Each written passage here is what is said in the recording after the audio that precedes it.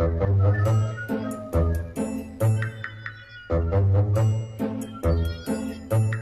salamu alaykum. Wa alaykum salam. Pemba salama wewe? Ni kheri bwana, sijui wewe salama? Mimi salama.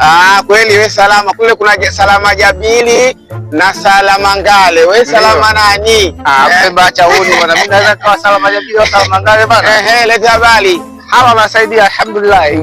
Ndio bwana. Vipi? Pemba. Nasikia wewe unapenda sana timu ya Yanga.